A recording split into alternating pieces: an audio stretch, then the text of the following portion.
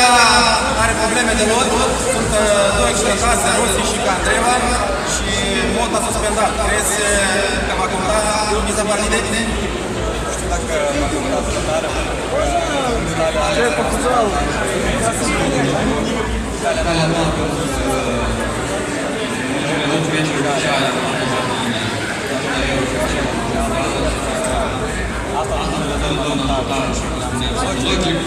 Această absență nu cred că să aibă mare influență, pentru că alți jucători există și în plus e foarte balansat, foarte inteligent.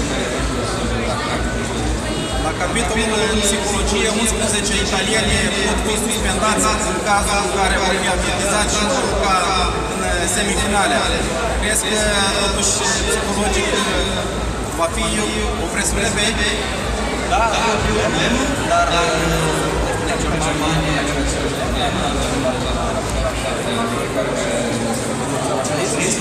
așa că tensiunea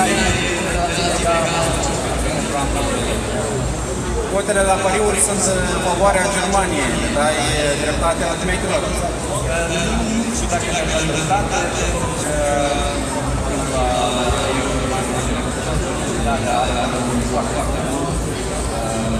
au foarte mult, dar nu extraordinar, foarte implicat, foarte mult și avantaj, care are succes în Germania.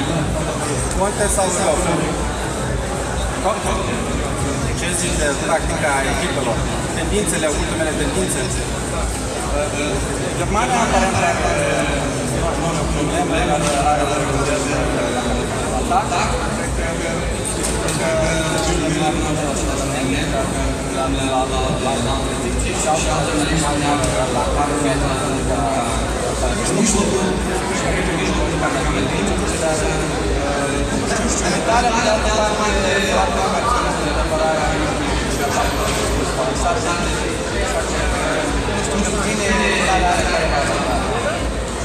Per ansamblu, la turneul de la Franța, cine crezi că este mai campion?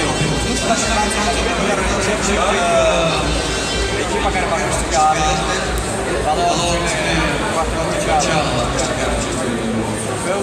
Părerea mea e echipa care câștigă câștigă. Ce zici de surprizele de la el? Ți-ai dori o finală între țara Galilor și Islanda? Au cucerit improviști. Da, eu cred că fiecare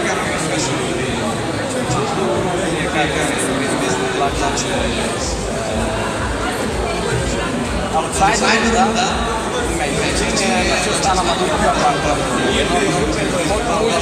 campionatul anului, dar avem Islanda sau țara Galilor ca viitoare la acest an a fost dacă a fost asta în cazul în care Islanda sau țara Galilor De jucători, cine ți-a plăcut cel mai mult? Cine s-a evidențiat?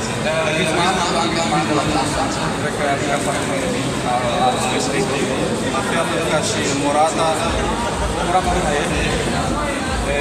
Cu echipierea lui Și Bale. Da, și Bale. Mai e și Cristiano Ronaldo. Competiție care vor fi foarte